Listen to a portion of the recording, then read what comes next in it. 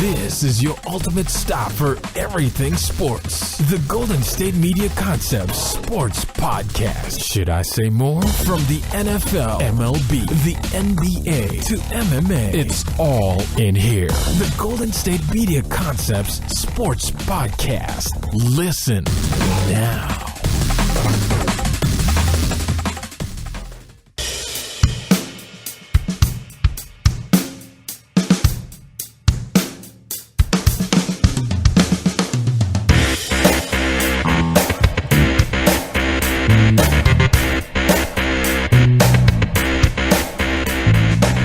Thank you for listening to the Golden State Media Concepts Sports Podcast, where we discuss all the news in the world of sports. My name is Ben. And I'm Anthony. We have an action-packed show for you today.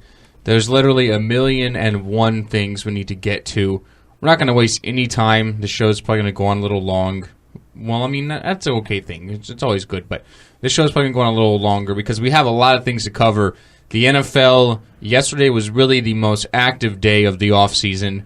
We have the Combine starting today, which of course will be great, and the league officially starts on March 9th. But today's basically the day, it is March 1st, where you can kind of start negotiating with some certain things. A lot of teams have plans and ideas in mind for certain players, and those are definitely coming out. They can't officially do anything yet, but pretty much things can be put on the table and know what's going to happen. So we're not going to waste any time. We're actually going to do 2 segments on the NFL. So the first one, we'll talk about a lot of running backs, actually, because a lot of guys have been released as of yesterday. Jamaal Charles, Adrian Peterson being a couple of them.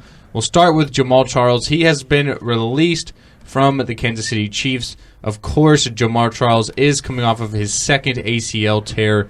And then last year he came back. He didn't really do too much, only played a few games. Deal with some more injuries, and the Chiefs have obviously decided to part ways without the franchise leader in yards for the Kansas City Chiefs. They do have a couple other running backs, of course. Spencer Ware and Charcandrick West filled in quite well for him last year, especially Spencer Ware. But I'm sure they're going to look probably somewhere in the draft for a running back. This is kind of a really deep running back draft class coming out. Obviously, if you want to get one of the top 3 guys, whether it be Leonard Fournette, Christian McCaffrey, Dalvin Cook, you're going to have to spend a high draft pick. I don't know if the Chiefs have that in mind, but there's a lot of guys they can go out there and get. So Jamaal Charles, he's 30 years old.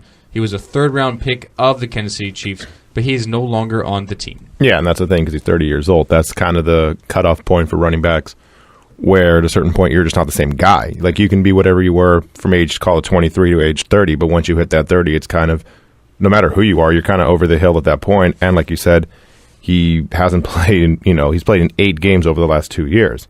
So his body was already breaking down. Like you said, Spencer Ware did good enough for him to where they feel like, worst case scenario, they can go with him. Like you said, maybe they go after Christian McCaffrey, someone like that.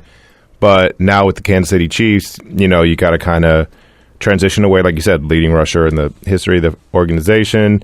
Really, really good career. Just, at a certain point, you could only do so much because he, at one point, was the Kansas City Chiefs. Like, he was the guy that was getting the receiving yards or rushing yards. He was doing everything he possibly could for the team.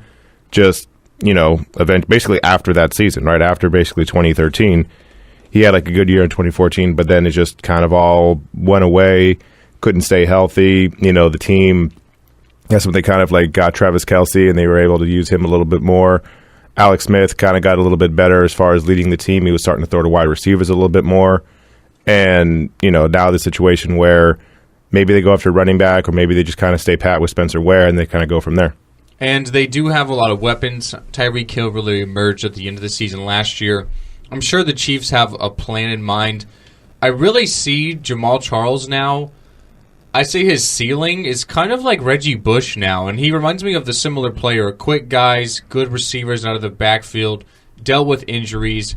I'm sure he'll go somewhere. He is 30 years old, but the injuries are going to scare everyone away. Mm-hmm. So I think at best he's one of those like Reggie Bush, CJ Spiller types that can come in, passing downs, maybe a few carries here and there, a jet sweep, something to try and maybe create a spark. I don't see him really being a franchise bell cow guy. No. Yeah, probably not. So he, of course, leaves the Chiefs with 7,260 yards. He averaged 5.5 yards a carry in his time there, so really, really fantastic.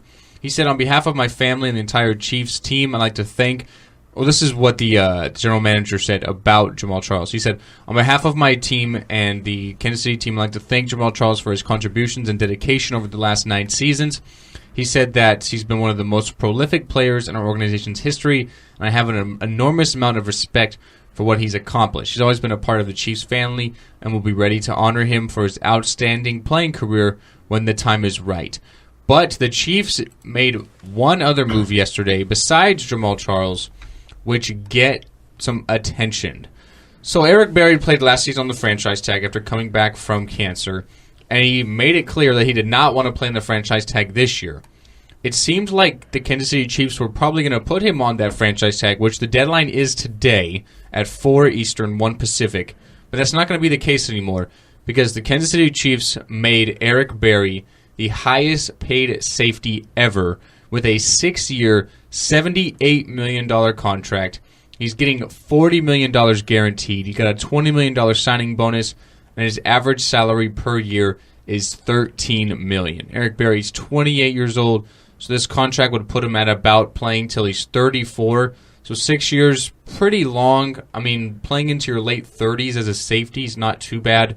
It's a lot harder when you come from an older age at a cornerback position because a lot of times then you have to transfer over to safety, kind of like Charles Woodson had to do at the end of his day with Green Bay and then going back to Oakland. But so now Eric Berry is the highest paid safety in the league. Does he deserve to be named that? I mean, yeah, the way he's been playing, he's kind of been worthy of that. Highest paid ever. There's been great safeties, Ed Reed, Polamalu, whatever.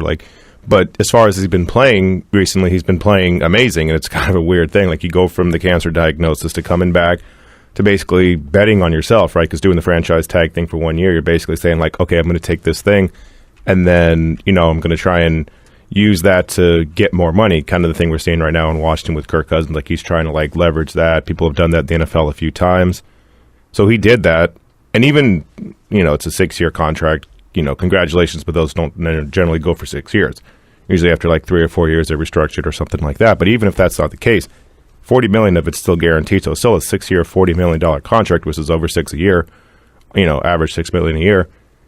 He's, been amazing with the team. And unlike Charles, who's 30 years old, he's 28. So he's still got a few years to where he can still be at peak level. Like you said, even with something like cornerbacks go to safety, you can still be a good safety later on in your career. It doesn't end when you're 30 years old. Running backs end when they're 30 because the job of people like safety or linebacker or whatever is to basically destroy the guy with the ball like a running back. So he can still be doing this for a little while longer, and that defense is still really good. He's, one of the leaders of that defense. Coming back from what he came back from, it's a really, really good story. Exactly. It's a great story.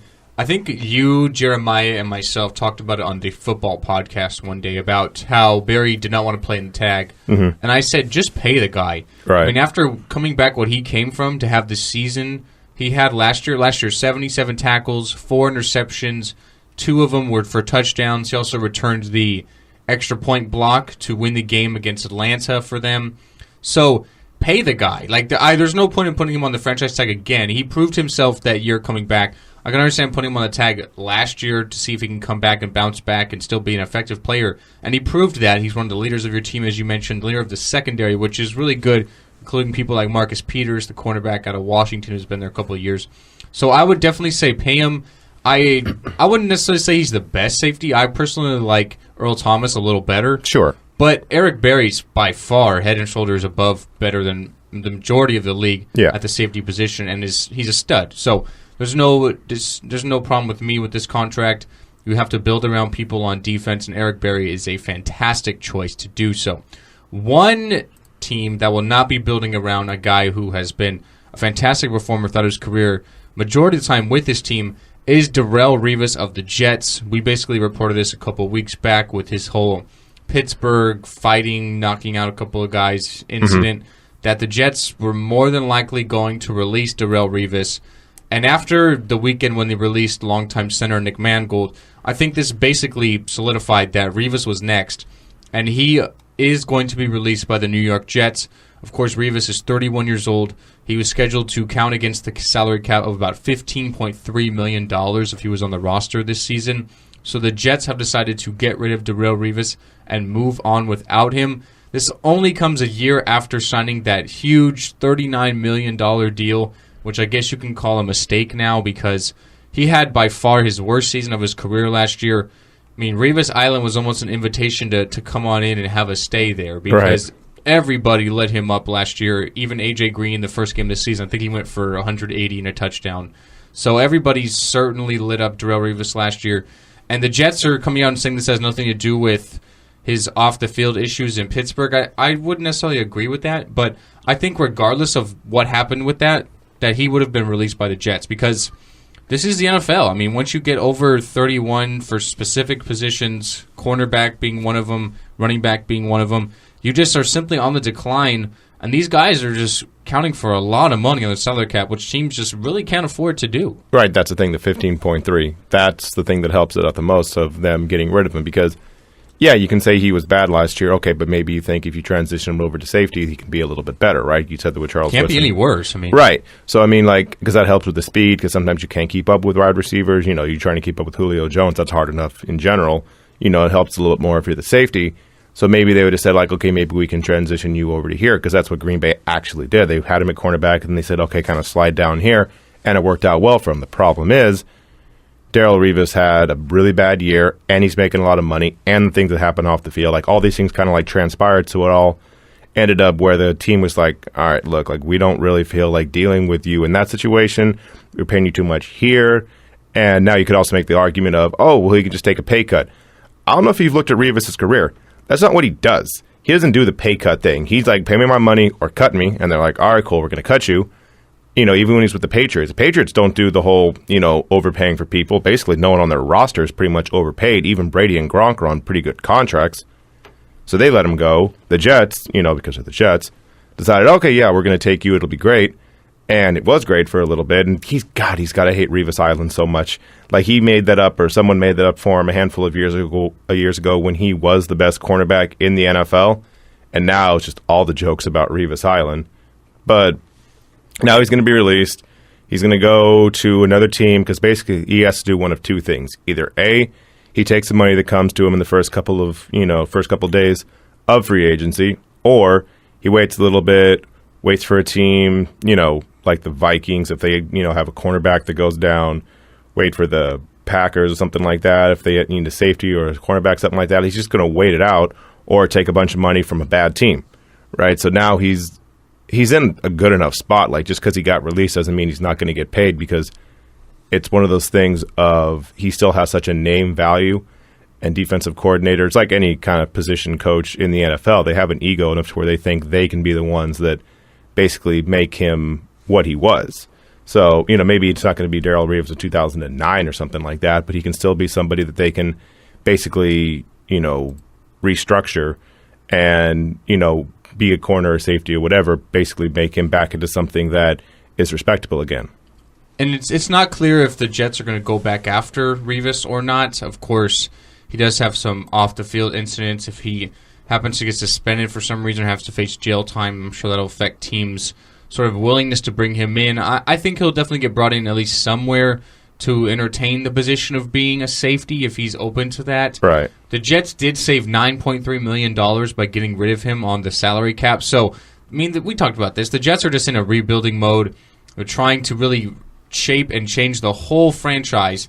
Mangold and Revis were basically the last two guys left of those two AFC Championship games in a row. I guess you want to call them glory days, even though they weren't necessarily glory days because they didn't win either of them. But those were the last two guys that were basically on that team. So they're basically starting fresh and moving on without Darrelle Revis and Mangold. And they save up some money by doing so. So I guess you have to say it's a good move. Yeah. And then lastly, before we take our break, I guess you can say the most highly prolific player that was released within the last 24 hours is Adrian Peterson. Of course, this makes total sense. The guy's going to be 32 when the start of next season happens.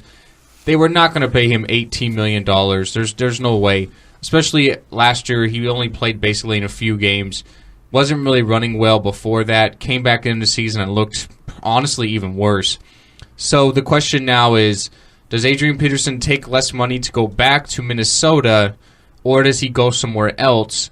I certainly don't think he can be Adrian Peterson of old, the workhorse guy. I think he's just too old. Last season was basically a throwaway because he only played in a couple of games. So now it's a matter of where Adrian Peterson goes from here, because he could go back to Minnesota or he could look at other teams. The question is Adrian Peterson's ego going to get in the way? Because I'm sure he still wants to be that bell cow franchise guy, but are a lot of teams going to say he's worth that? I doubt it. So I think he could be maybe at best a rotational guy. I think we've seen the best of Adrian Peterson. I don't think he'll go back to Minnesota either. Look, man, I'm not rational when it comes to Adrian Peterson. I loved the dude when he was in Oklahoma. I loved him when he was in Minnesota, being the best running back I've ever seen. Look, he's not what he was. Fine. He's not what he was 3, 4, 5 years ago. Fine. We all understand that. But with all of that being said, I still think he can do a lot of good stuff for a team. I think that if you put him in the right situation, right, I think, obviously if he decided to be the backup running back for, Ezekiel Elliott, he would be great for, whatever small burst they put him in for. But me personally, I still want to see him go to a Giants, a Packers, some team that needs a running back that's basically just kind of the running back away, and help them get into the playoffs and make a run. Like, that's what I want to see, because I understand what I talked about in the first part with, Jamaal Charles, and he's 30 years old, and that's kind of the cutoff of it. Yeah. I understand all of that. Also, he's a freak of nature, and I just don't apply those same rules for him. Now, to be fair, at a certain point, even the most freak of athletes, aren't freak athletes anymore. Like, eventually they kind of like hit a wall and they're not the same. Did that happen? Possibly. It's very possible, because it's a double-edged sword of, the only reason why he wasn't as good is because he was injured. Right. But the reason why he's injured is because he's older. Once you're older, you get those injuries more and more. It's kind of like a both sides of that, right? So I understand that this is probably, if not the end for Adrian Peterson, like 1 or 2 more years at max for him. But me personally, just the fan or whatever you want to call it of it, like, I still think he can be productive and help a team out. Of course, I do too. I think he can definitely be a spark. I don't see him being that guy who can take 20 to 25 carries anymore. Right. But I'd say somewhere between 10 to 15. I could definitely see that. And a place, you mentioned the Giants, that would make a lot of sense. Mm-hmm. A place I would love to see him in is Oakland, because you could say the Raiders have probably the second best offensive line behind Dallas. Right. They have a stud in Derek Carr. They have studs with Amari Cooper, and Michael Crabtree's probably one of the better number 2 options in the league. They have some decent running backs around them. Latavius Murray is sort of going to explore the free agent market and see what's out there, so there could be a chance that he's not going to be back next year in Oakland. They do have guys like Jalen Richard as well as Washington, who they kind of rotated in last year with Latavius Murray. And really, I say Adrian Peterson kind of reminds me, or I guess you can throw it the other way because Peterson's been around longer. Latavius Murray kind of reminds me of Adrian Peterson as far as body builds and running styles. Peterson's a lot faster, but at 32, he's not nearly as fast as he was when he was tearing it up in the league with Minnesota in his early days. So They remind me of a similar style of player. So I'd love to see him in Oakland. I think that'd make perfect sense. He'd have a great offensive line, a lot of running holes, and he could still be an effective player. I don't see him being that real bell cow guy anymore. And then lastly, before we take our break, the New Orleans Saints are looking at releasing Jarius Byrd, which is only after 3 seasons since they signed the safety from Buffalo after he was playing so good there with the Bills. Another one of those guys just kind of getting older on a monster contract that's going to maybe say bye-bye. The Saints signed him to a $54 million deal 3 seasons ago. He suffered a major knee injury early in 2014, and he never really returned from there. He's scheduled to make about $8 million this year, and he's 30 years old. He's that magic 30 age. So, that's the next guy going to get released, and this just seems to happen year after year after year. It's that these guys, once they get to those prime positions at 30 years old, they kind of just don't really have it anymore.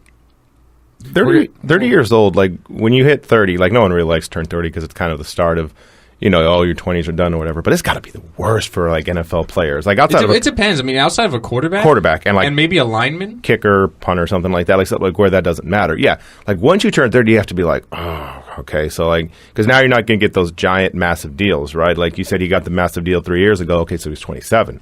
And that's the point where you're basically getting that last good contract where you can make all of your money. And, I mean, life comes at you fast in the NFL, man. Like you said, like he was really good in Buffalo, got this contract with New Orleans. New Orleans' defense was so bad. Like, good Lord. Historically bad. That's that bad. That's the thing. And it wasn't even like he was supposed to make that much money because it was supposed to be like, what, $7-8 million, something like that. So it wasn't like it was 7.8. 7.8. Call it 8. Right. So, like, it's not like it was a ton of money that we're supposed to get, but also, like, with that defense, it's just like everybody's got to go, right? It's not a thing of just like, oh, no, but we have a good play. No, like, that defense was so bad, and you basically had Drew Brees on offense trying to, like, atone for all of those sins, trying to throw for basically, like, 17,000 yards every single game just to balance it out.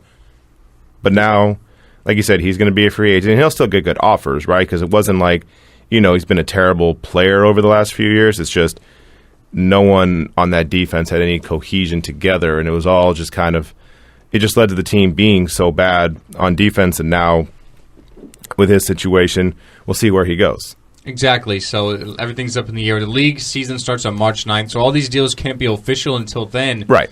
But, I mean, they're announcing them now. It's not like they're not going to happen. We'll take our first break of the show. After the break, we're going to talk some quarterbacks. One player is on the franchise tag yet again, but he may not be there for long because he could get traded. And one team has decided that they are not going to trade a guy that a lot of teams without a quarterback would probably be interested in. We'll talk about that and more after the break here at the Golden State Media Concepts Sports Podcast. Tired of searching the vast jungle of podcasts? Now listen close and hear this out. There's a podcast network that covers just about everything that you've been searching. Hey! The Golden State Media Concepts Podcast Network is here. Nothing less than a podcast bliss with endless hours of podcast coverage. From news, sports, music, fashion, cooking, entertainment, fantasy, football, and so much more. So stop lurking around and go straight out to the Golden State Media Concepts Podcast Network. Guaranteed to fill that podcast itch. Whatever it may be, visit us at www.gsmcpodcast.com. Follow us on Facebook and Twitter, and download us on iTunes, SoundCloud, and Google Play.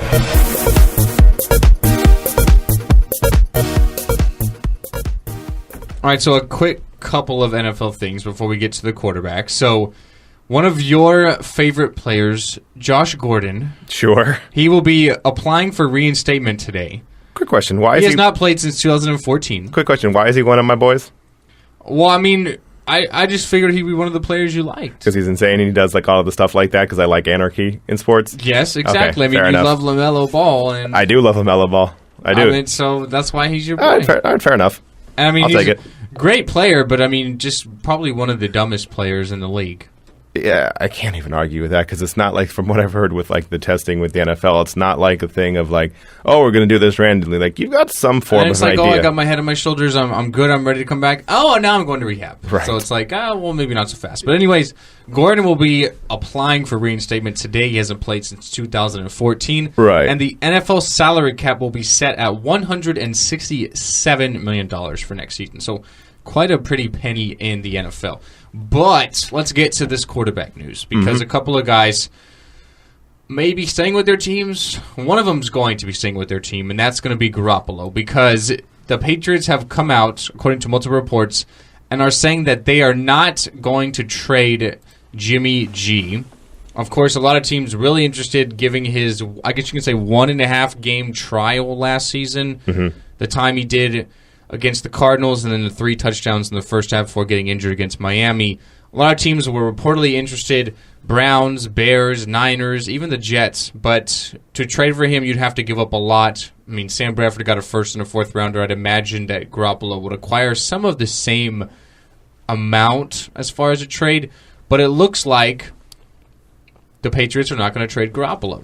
Allegedly. Right? He's turning 40 next season. Allegedly. You still don't think so? No. I don't believe them. The Patriots Patriots traded Chandler Jones and Jamie Collins last year. And they are not going to franchise tag Dante Hightower, so he's going to become a free agent as well. Right. I'm not saying they won't trade him or that they will trade him. I'm just saying them saying it right now because even the way it's worded are not expected. You know, the thing says on ESPN the New England Patriots are not expected to trade. Right. So it's not like they come out and said we're not going to trade him, but they're not expected to. Yeah. So, I mean, also, I don't care what they say right now. And I'm not trying to say anything mean. What I mean by that is I'm saying, okay, cool, they're not going to trade him right now. I don't think the Vikings had any intention of trading for a quarterback at this point last year. And then all of a sudden... that's because of an injury. That's my point.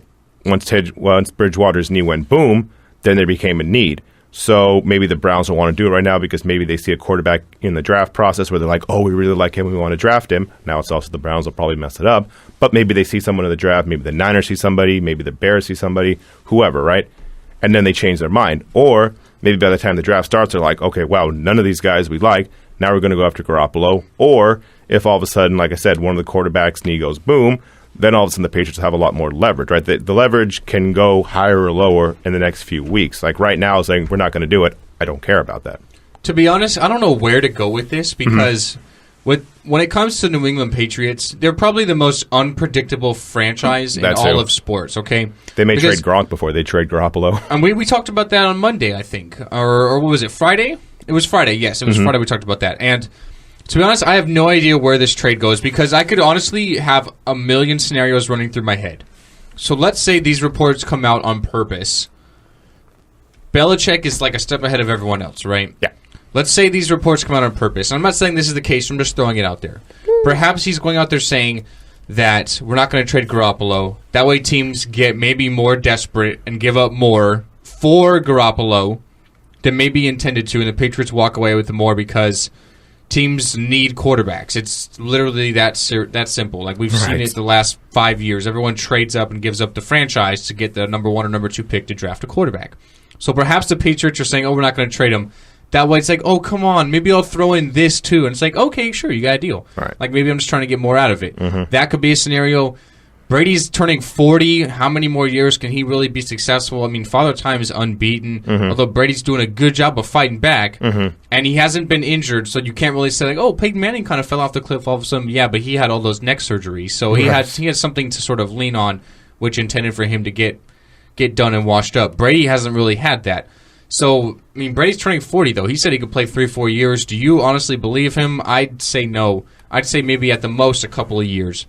And this is his last year under contract, so technically they could have him be the backup this year. They could even trade him somewhere during the middle of the season. At the end of the season, maybe they could do like a franchise tag and then trade him. That might be happening with what is going to happen with Kirk Cousins. We'll talk about that in a minute. But so there's a lot of options that are still on the table. And with New England, you never know what is going to happen with them. So for them to say we're not expected to trade Garoppolo, it could be because maybe they don't think Brady could play for that much longer, or maybe they're trying to hold out to get more in a trade. You literally don't know. And you have to throw in Jacoby Brissett in that mix-up because he did have to play 2 games last year.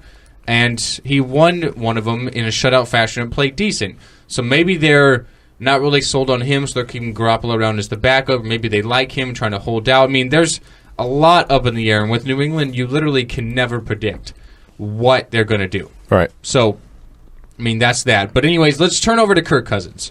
Because my boy Kirk Cousins, and I love Kirk Cousins. I said this off the air the other day, that I would take Kirk Cousins over Cam Newton.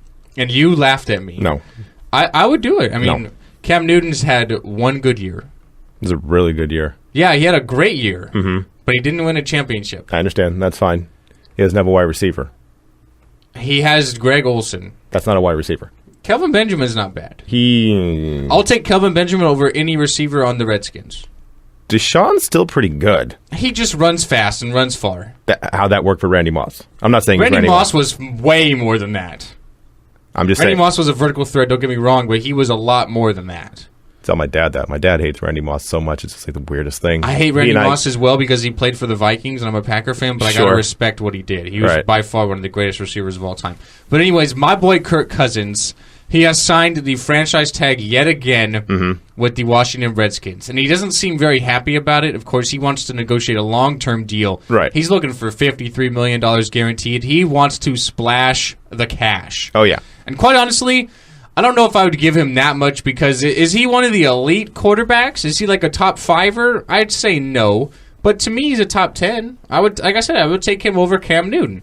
So would I splash the cash for Cousins? I think you kind of have to because you have no other choice. But there might be another option. because Kirk Cousins would reportedly accept a trade to the San Francisco 49ers and only the San Francisco 49ers. So now what Washington has to ask themselves is, do we want to basically give up the money for Kirk Cousins or not? Because it's there. If not, then you might as well trade him to San Francisco, get something for him. Of course, he has a relationship with Kyle Shanahan, who was his OC in Washington during his rookie year. And he seems like he wants to be there. Obviously, I would much rather stay in Washington because you have a much better chance to win. But you can maybe rebuild and start fresh in San Francisco with a guy you really like in Shanahan. It makes some sense. And for the Niners, this would be best case scenario because they don't have one player on their team, honestly, that I would want on my team if I were to start a franchise. So to get a guy like Cousins, I think instantaneously makes them better. He's being kind of bossy with it, though. It's kind of weird. Like, you like that? Well, no, like, yeah, I mean, he had that. But he also now is doing the whole thing of just like, I don't want to be here and I want to go there. Like, that doesn't happen in the NFL. That happens in the NBA, where Carmelo Anthony says, I want to go to New York.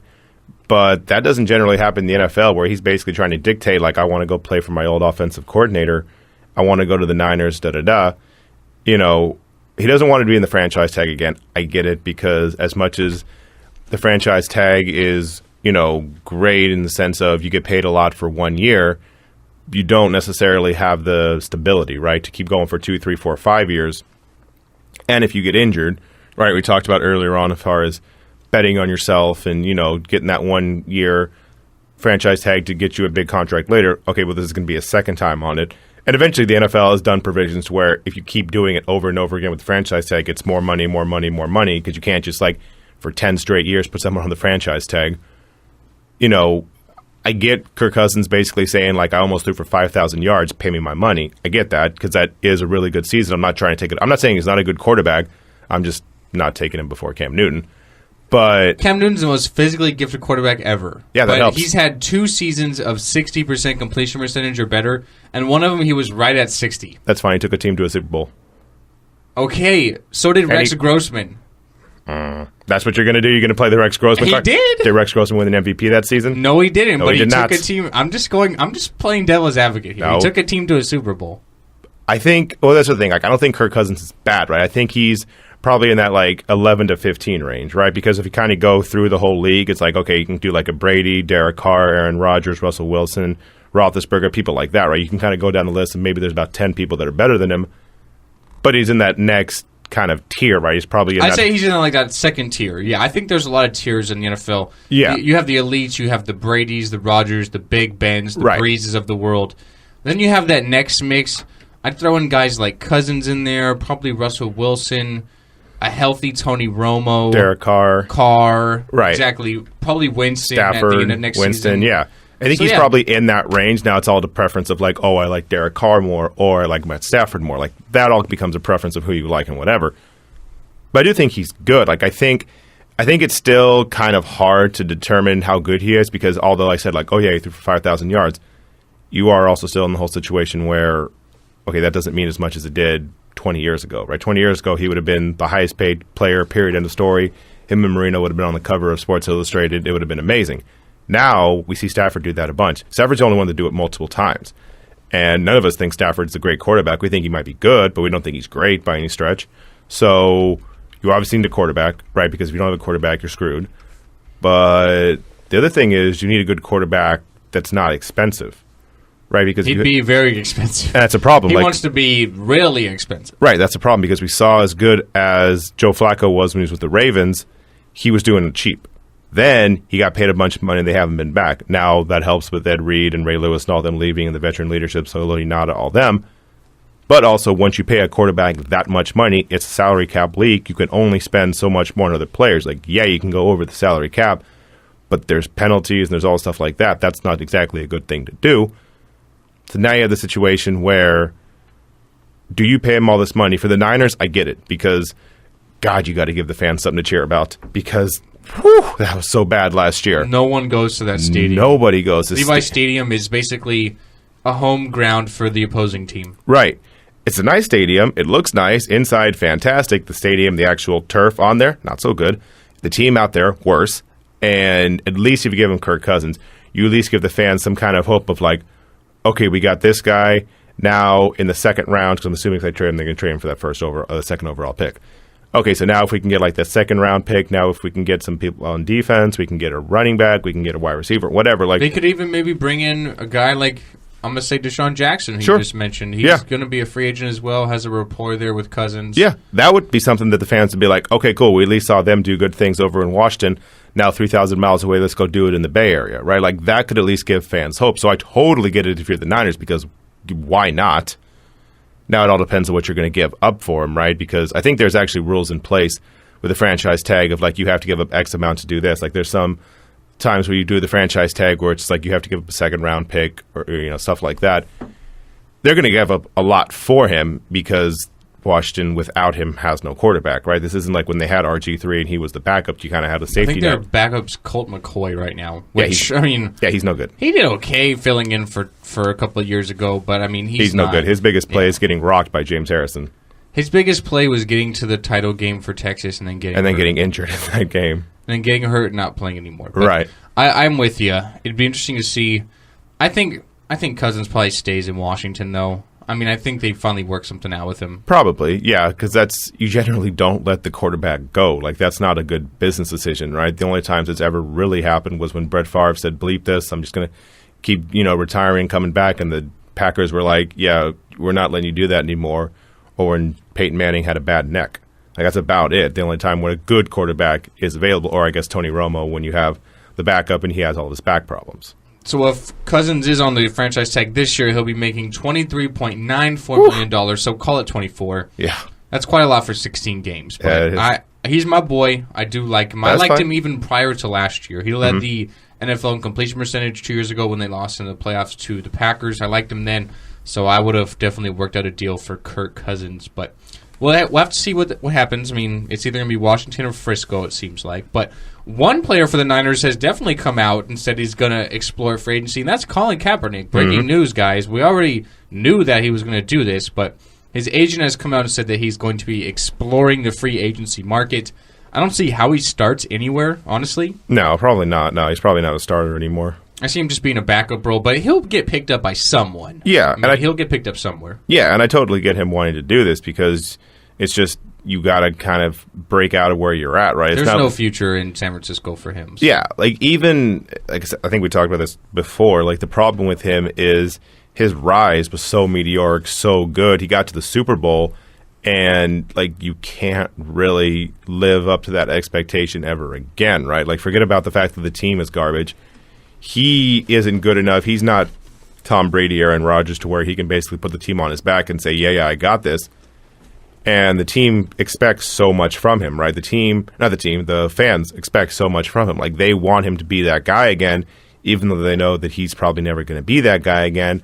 But they saw it once, they want it back, and it's not going to happen. So it's just like you need that break. You need just to go to another team. Doesn't matter where it is. Doesn't matter if it's in Seattle as a backup. It doesn't matter where you go. It's just like you need to get basically away from everything and just kind of like push the reset button. Seattle makes sense because the similar style with Wilson, but I don't think the Seahawks would ever take him in with their like whole feud when the Niners were actually relevant. So I just said Seattle as a team, and then in my head I was just like, oh wait, no, that's actually a rivalry, same division. They're not going to do that. It makes a lot of sense because they have the same sort of styles, do he and Wilson. I sure. think Buffalo will have to pay Tyrod Taylor $27.5 million if he's on the roster March 11th. So I honestly expect him to be next. So maybe there's a chance there. I mean, he could even start there possibly, but he'll get picked up somewhere. I don't see him as a starter, though, unless someone gets injured because, Colin Kaepernick is who Colin Kaepernick is been the last couple of years. He's not the guy who led them to the Super Bowl. He's a guy who throws it really, really hard, but, as far as being on target, not so much. And he's a guy who kind of can run around and create some plays with his feet, but he's not going to do many with his arms. So right. We'll take our last break of the show, and we have some breaking news into the show about Kevin Durant. Our next segment will be highlighted with Kevin Durant. He went down last night in Washington, just a minute and a half into the game. He had an MRI last night. The results came out this morning as far as his knee, what's up with it, how long is he going to be out. We'll tell you all that and more right after the break at the Golden State Media Concepts Sports Podcast.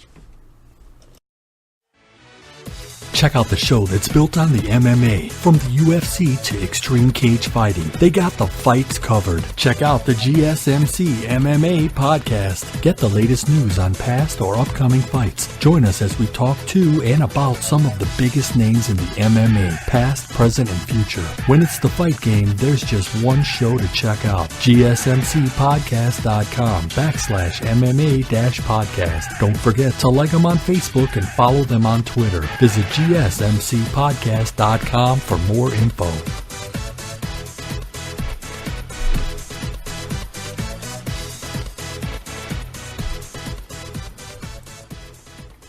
So Kevin Durant went down last night, only a minute and a half into the game. Okay, I kind of just heard this on the radio this morning, Anthony, going in here, and it made me laugh, but it's like, how ironic is this, okay? Mm-hmm. So what's like the laughingstock with the Warriors been since they lost in the finals? 3-1. Exactly. What is today? 3-1. Today's March 1st. It's 3-1. Yep. The Warriors have 3.1 million followers on their Twitter. And Kevin Durant is now going to be out indefinitely. It's the best. It's like, oh my God, it's like literally deja vu for the Warriors. That's funny. It is. And Kevin Durant, because he blew a 3-1 lead to the Warriors last year with the Thunder. I mean, this is literally just classic. This is why I love sports. The world is funny sometimes. Anyways, Durant, as I said, went down last night, only a minute and a half into his return back to his hometown. First game against Scott Brooks, the Washington Wizards. The Wizards actually went on to win this game 112-108 as well. So the Warriors now 50-10. But anyways, he basically got ran into by Zaza Pachulia after Marcin Gortat basically threw Pachulia to the ground. Mm-hmm. Pachulia's head runs into Durant's knee, and he hyperextends his left knee because Durant was basically on one leg. Yeah. He had all of his pressure on that left leg, kind of like a flamingo because he was trying to get out of the way. Mm-hmm. And then Pachulia's head runs right into Durant. He hyperextends his knee. He tried to play and sort of run it off for a minute. Yeah. Then he quickly realized this is not going to work. Don't do that. It's not going to work. So he had an MRI right away. The results of those MRIs have come out today. Kevin Durant, of course, he has a grade 2 MRI, MCL sprain, and a tibial bone bruise. So he's going to be reevaluated in 4 weeks. So he's out at least 4 weeks no matter what, because he's not going to be reevaluated until then. Right. So you're looking at the calendar. It's March 1st, of course. The playoffs start April 15th. So 4 weeks, call it the end of March, beginning of April. So there's a chance that he could return for the regular season finale last couple of weeks there. But if not, you're maybe looking at potentially first round of the playoffs. Mm-hmm. Yeah, and that's the thing with Durant.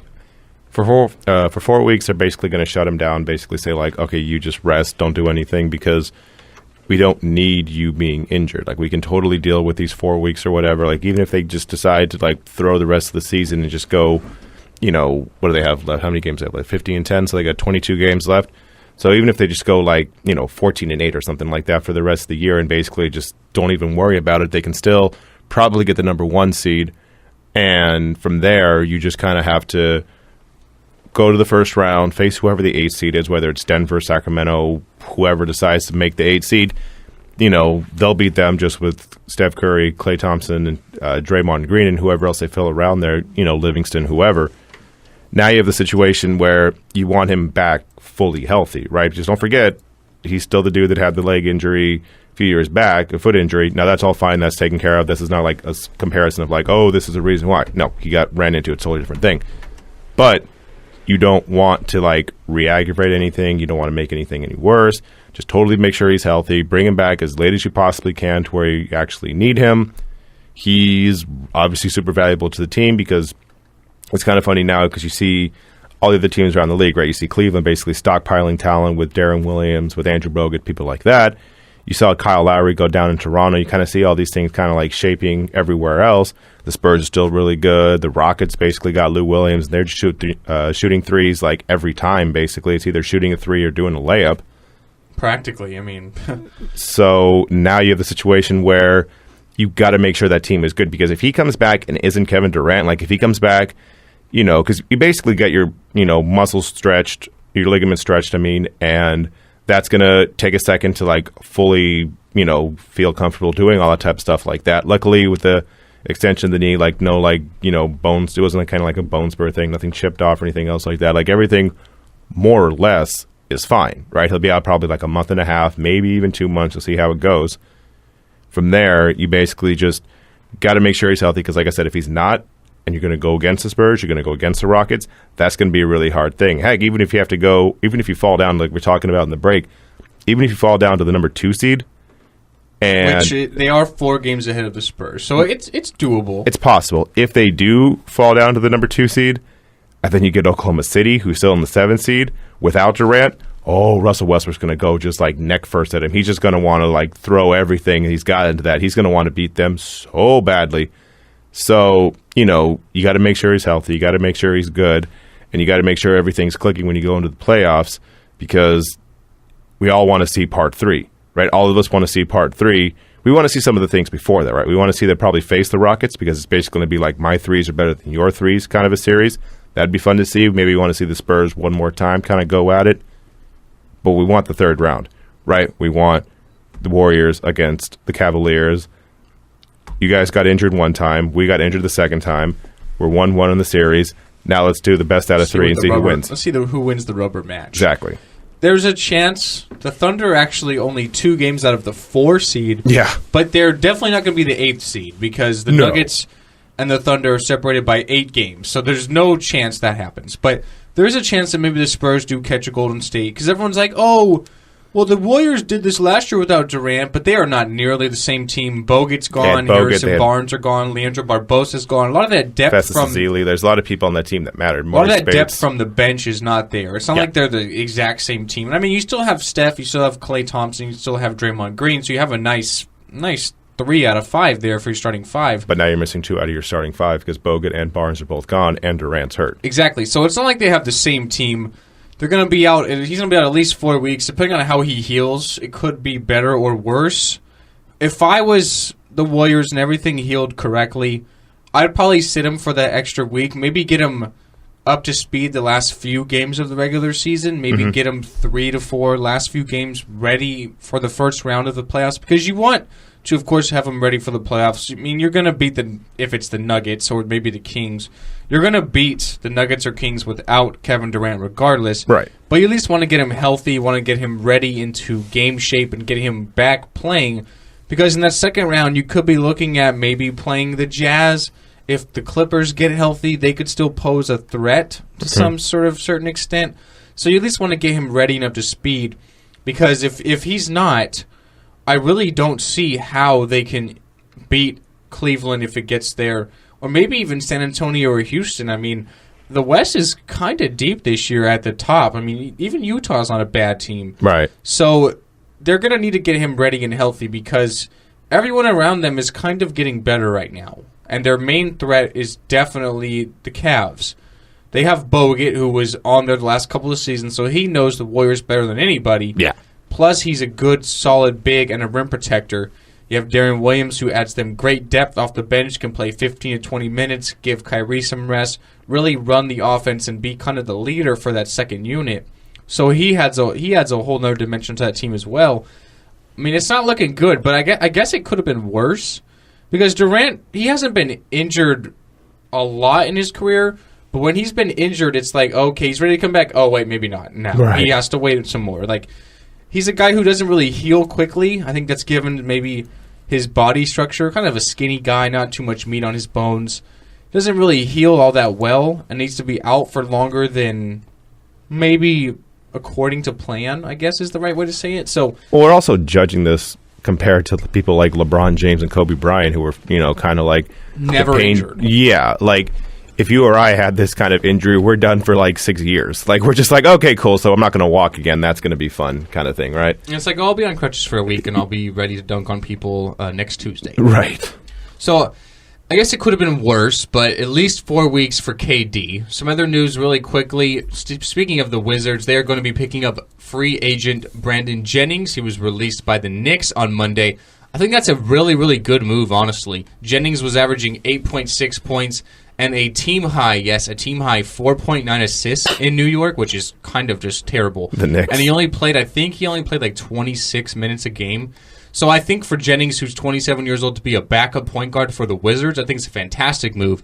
You have John Wall and Bradley Beal, Otto Porter Jr., Marcin Gortat. The Wizards are a nice team. I think Brandon Jennings will probably be one of the better backup point guards, especially in Washington. I think that's a good move. And speaking of Russell Westbrook and the Thunder, I mean, he did it again last night. It's now his 30th triple-double of the season, his 8th triple-double where he scores at least 40 points. He had 43 of them to go along with 10 assists and 11 boards. Shot 13 of 28. Surprisingly, 6 of 9 from 3. I mean, usually 9, but not making 6 of them for Russ. But surprisingly did well. Doug McDermott off the bench played really well. He had 16 points, and his Cantor had 15. He's returned from his punching the chair incident and his broken arm. Right. And he's done pretty nicely since he come back. So the Thunder, I mean, making some moves, and Westbrook's definitely, I mean, I would still say Harden for the MVP. No. But if Westbrook averages a triple-double, there's no way he doesn't get That's it. the thing. Like, I love him so much. I love Russell Westbrook. I will watch him every time. Favorite player in the NBA, period, end of story. If he gets triple-double, he's the MVP. Like, Yeah, I no don't doubt. I don't care how good any other player does, because it's kind of the thing when Miguel Cabrera won the Triple Crown, but Mike Trout had like all these advanced stats. Yeah, that's fine. Also Triple Crown. Yeah, that James Harden's doing really good, and he brought his team back, and he's doing better. Also, it helps with Mike D'Antoni. But Russell Westbrook, if you get a triple-double for the first time since, 1962? Like, 1962 was kind of a weird year in general just because you had that. You also had Will Chamberlain average 50 points, 25 rebounds, and play 48 minutes a game. Like, all those things actually happened in the 1962 season. Like, all of it was kind of insane. But, yeah, I mean, Russell Westbrook is basically putting his team on his back, because if you look at the shot chart of how it worked out, he had more makes than anybody else had attempts. Like, exactly. He just totally... He's literally a one-man team. Yeah. And there's others around him, don't get me wrong. He has to have 10 assists. That means at least 10 other baskets went in where he passed the ball. But he had 43 points and either 10 or 11 assists. So let's just say every single one was a two-pointer. He's contributing 63 points. Right. Like, that's kind of insane. Exactly. I mean, don't get me wrong. If he averages a triple-double, he's going to win it, and he probably should. But I would still say Harden, better team. I'd say a bigger turnaround. We knew Westbrook with the triple-doubles already, but Harden going from literally never passing the ball to leading the league in assists, I mean, that's just kind of shocking to me. And they're just really having a bounce-back year. D'Antoni's been the best thing that could have ever happened to them. He's he's turned them into the Suns of the mid-2000s with Nash and Stoudemire and all those shooters they had. So I would go with Harden because of the turnaround, but if Westbrook averages a triple-double, which... Without Durant, by the way, that part looks helps like too. He's probably going to. I mean, he's got 30 now. Oscar Robertson had 41, I believe. So he's still got a chance to get it, yeah. He's probably going to break that, and, I mean, he probably deserves it from here, but I would still go with Harden. But anyways, that's going to be the end of the show for today. As I said, it would be a really long show. We're 52 and a half minutes and counting. Yeah. But we had a lot to cover, and it's always great talking about sports. My name is Ben. And I'm Anthony. We'll be back tomorrow talking a lot of sports. Today is the franchise tag deadline. We'll have to see who gets tagged, who doesn't. The Combine's starting up. Basketball's rolling right along, and all the other sports are doing great as well. So we'll have a lot to cover for the rest of the week. We are signing off here at the GSMC Sports Podcast. Have a good day, and we'll see you guys tomorrow. You've been listening to the Golden State Media Concepts Sports Podcast, part of the Golden State Media Concepts Podcast Network. You can find this show and others like it at www.gsmcpodcast.com. Download our podcast on iTunes, Stitcher, SoundCloud, and Google Play. Just type in GSMC to find all the shows from the Golden State Media Concepts Podcast Network, from movies to music, from sports to entertainment, and even weird news. You can also follow us on Twitter and on Facebook. Thank you, and we hope you have enjoyed today's program.